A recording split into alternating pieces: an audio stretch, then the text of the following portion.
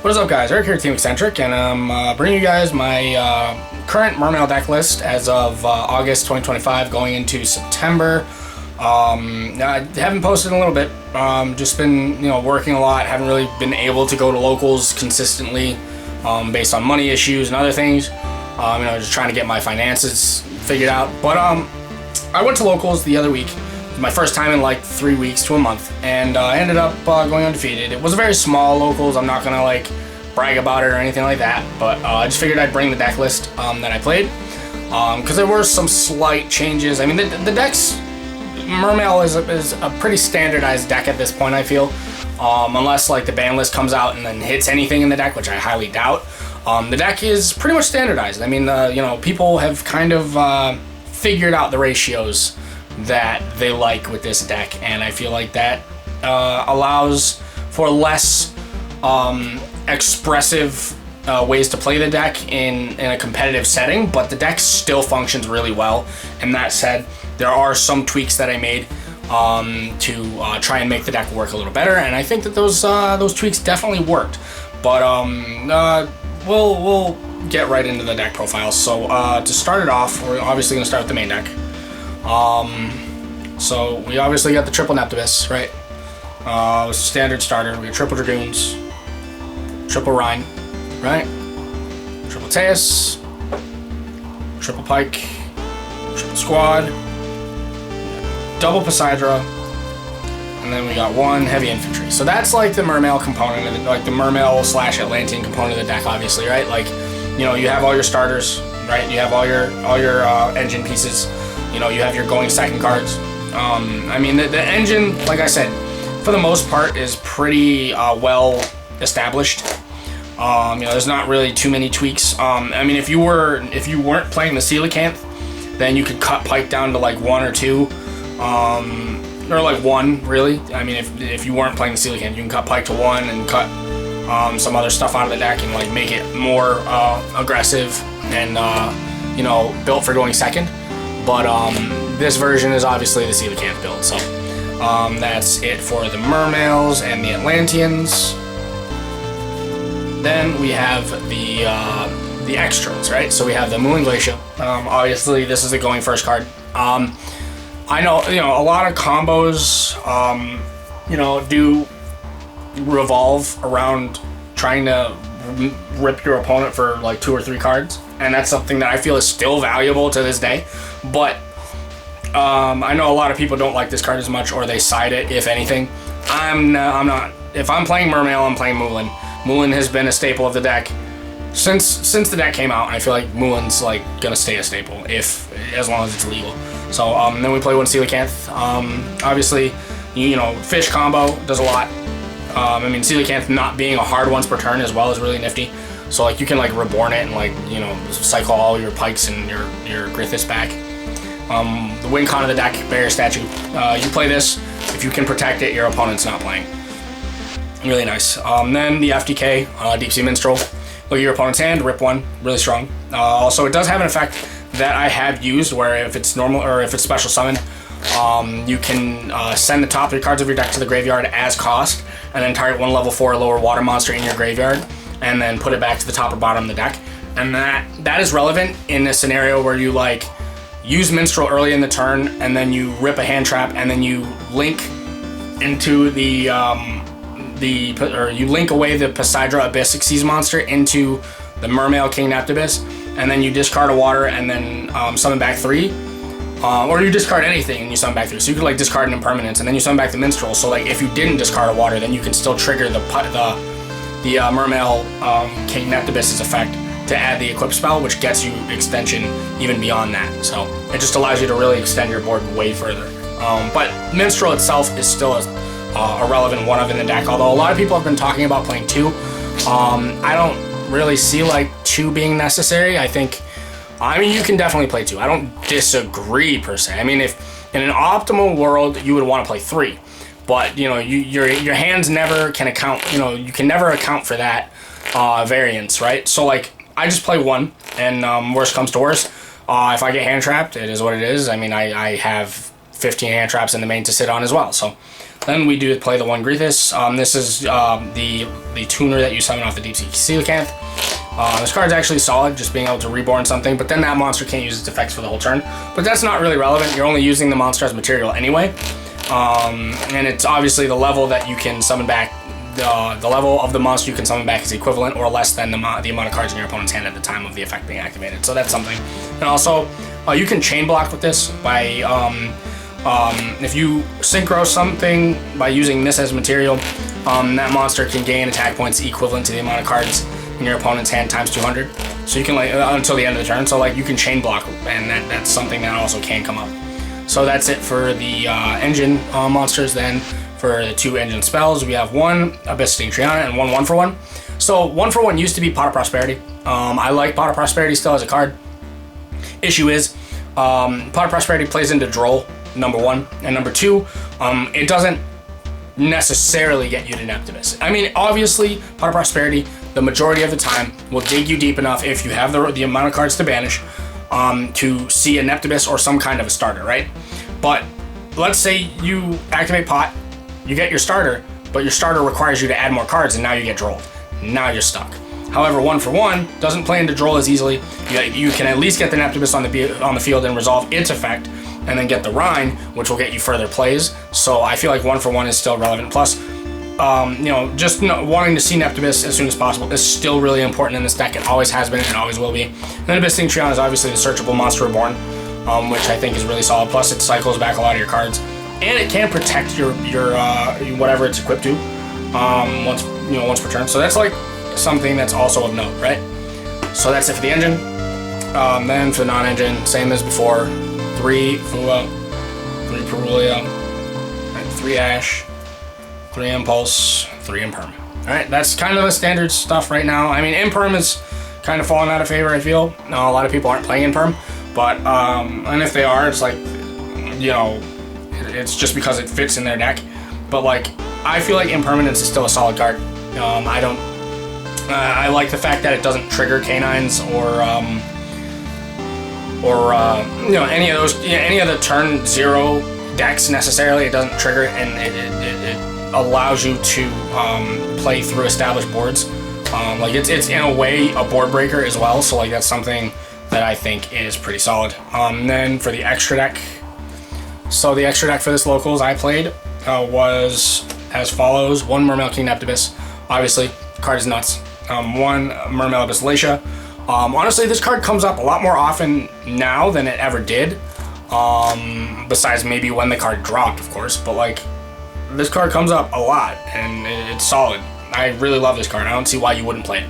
1 Marensis Coral Anemone. No, it's obviously standard in the deck. It's a Monster Reborn. 1 Abyss Keeper. So I can't remember exactly what I took out of the extra deck.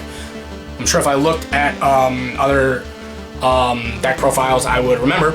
But Abyss Keeper, it just allows me to get the Coelacanth out of the hand a lot easier instead of having to discard it and then reborn it. It allows you to go through your combo a little easier, and then if you, at worst, you could just send this with a Poseidra and then go off and keep link summoning. So there's that. Because you can't link summon with this the turn that you summon it. So then Xyz monsters, we have 1 Poseidra Abyss, 1 Abyss Gaios, 1 Abyss Trite. These are standard.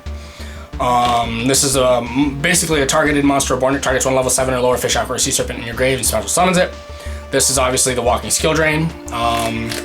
While it has material, it also does prevent all monsters with level 5 or higher from attacking, which can be relevant. It does come up sometimes. And then we also have Poseidra Abyss. This card is nuts. Love it. The card is crazy. So then we have 1 Stealth Kraken. It's just another way to protect the barrier statue. It's a non-targeting destruction that allows you to burn. I mean, and it's water, and it makes everything else water, so it stops Fiendsmith in its tracks pretty much. And also, in the rare occurrence that you see a Tenpai Dragon Ruler player, it stops at 10 Pi cards, so that's something. And also 1 Virtue Dragon. We are playing the Virtue Stream in the side deck. I think it's a necessary going first thing. If you're going first, you might as well play the Virtue Stream because it outs things like Chaos Angel, which Mermail kind of inherently struggles against.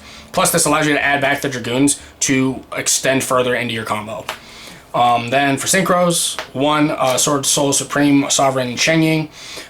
This card actually allows you to protect the barrier statue a lot better than the Ice Jade synchro did. I think this card is a lot more relevant right now.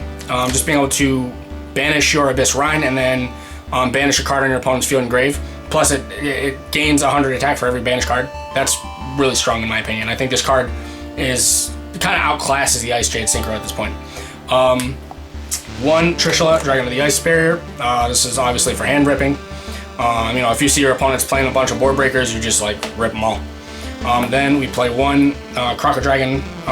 Croco Dragon's always been in and out of Mermail, but it is still a solid Mermail card. Like even back before the new support, like back before Rage of the Abyss, you know, I was playing the Ice Barrier variant of this deck, which allowed me to draw 4 with this and Coral Dragon, which is still a decent combo, but it's not as good as it was, given that you have more consistent ways of setting up a board. But Croco Dragon, just being able to ditch 2 and pop a card can be really good, and also on top of that, it gains the attack points for every card in your hand times 500, which is, it can get pretty big, especially if you have Mulch Armies. So like, if you draw a bunch off Mulch Armies and then you make this, like this, it gets huge. Then we have one Adamantipator with Draga. You don't always go into this, but there are lines with Prima Donna that you can like make this very easy. And then speaking of which, Prima Donna, just so you can summon the barrier statue. And then one White Aura Monoceros. This summons back a fish, which allows you to extend further in your combos. So that's it for the extra deck. Now we're going into the side deck. So the side deck consists, this was at this locals. This locals, I'll go through my matchups very quickly. Side deck consists of Droll and Lockbird. I feel like Droll and Lockbird stays in the side deck at the very least. I mean, you could switch out the imperms for the Droll, but I mean, Droll's still solid. We have 2 Minstrels. The 2 Minstrels that normally would be in the main, but they're inside. Obviously, you side these in going first. So, like, my siding patterns consist of siding out all the Mulch Armies if I'm going first, and siding in all the going first cards, and then having the hand traps like Ash Blossom, Imperm, Impulse for going first scenarios where like, oh, okay, so set the Imperm, set the Impulse, have the Ash for the Mulch Armies. So then, for other side cards, we have 2 Lightning Storms. I would be playing 3 Raigekis, but, you know, I feel like Lightning Storm is enough. And playing, like, 6 Mulch Armies in your main, you're gonna see cards. Like, you're gonna draw cards more than likely.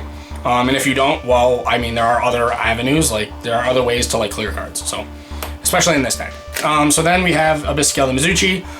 I am playing this again because of the fact that board breakers are kind of relevant again. And things like Super Poly, things like Dark Ruler, I mean Dark Ruler kind of here and there, but Super Poly especially, I noticed Super Poly is like kind of creeping up, and I want to be able to stop it because fuck that card. Also, one Triple Tactics Talent. This is one of the going first cards that I side in against the Mulch Armies, or well, not against the Mulch Armies, but over the Mulch Armies. Then we have one Feather Duster. Just for back row decks. I hate back row decks, trap decks of any kind, not a fan. Call by the Grave, going first card, obviously. Then we have triple evenly matched. So this is what would come out for the 3 Raigekis, but I feel like evenly matched kind of covers all bases. You know, I mean, it's a solid card. It forces your opponent to banish the card. So like if they have like a card that's like quote unquote unaffected, it still gets banished unless they choose to keep it. And then last but not least is the Virtue Stream for going first. So you see the 6 cards going first are the Tactics, the Mizuchi, the Virtue Stream, that's 3, right? The Called By, that's 4, and then the 2 Minstrels, that's 6, and then you side out the Mulch Armies, and then that's your going first siding pattern. So that's kind of how my deck is built at the moment. So the tournament actually went rather smoothly for the most part. My round 1 was against Jake, you know, one of my good Yu-Gi-Oh buddies, one of my best friends. He was playing his Primary Dark Magician. Deck's really solid. I managed to, I think I just managed to win based on the draws, like you know, Yu-Gi-Oh is a game of luck and variance, and I just managed to have the luck that game. Granted, I wasn't really lucky entirely. Like some of my hands were really crap at first, but like I played through. You know, I stuck through. Then round 2, I played against a Draco Tail branded deck. And that deck seemed interesting, but it seemed like it didn't really like have a lot of power during your opponent. Like turn 0, sure, like you have plays that you can like fusion summon, do all this stuff. But the thing about it is, if like the fusion monsters that you're summoning don't really affect your opponent as much, it's like, all right, cool, what are you doing? You know, it's like you're putting a 3k body on the board. I can clear a 3k body, that's easy, right? So there's that. And then round 3, I played against TJ's Dragon Maid Draco Tail, and that deck certainly did a lot better, I feel, against me. It held its own a lot more, and that game 3 against TJ came strictly down to draws. He drew evenly matched when he needed one more monster, and I had Neptibus, and he had the one Draco Tail trap that bounces an attack position monster. So I normal summoned Neptibus, he bounced it, and I'm like, okay, we'll pass turn. So then it was really up to him to draw a monster, and he didn't draw a monster, so I normal summoned Neptibus, and then that was the game. So that is it for my Mermails at the moment. The deck, it's still kind of the same. It still operates on the same theory, you know, protect the barrier statue. But you know, I feel like that theory is working out. I mean, it's doing well. So, but all right, guys, Eric here with Team Eccentric. I just wanted to bring you guys a deck profile. I also want to let you guys know about Belligerent. I know I've mentioned it once in the past, but Belligerent skateboarding or Belligerent lifestyle apparel is my skateboarding sponsor. I'm a professional skateboarder as well. So I'll leave a link in the description box below and have you guys check it out. I would really appreciate if you guys would support, maybe buy some clothes, buy a shirt or something, even buy some stickers. Just hook us up with some support. You know, we're really working hard to like kind of branch out and do a bunch of stuff. So I would really appreciate any love you guys can show us. Eric here with Team Eccentric, and I'm signing out.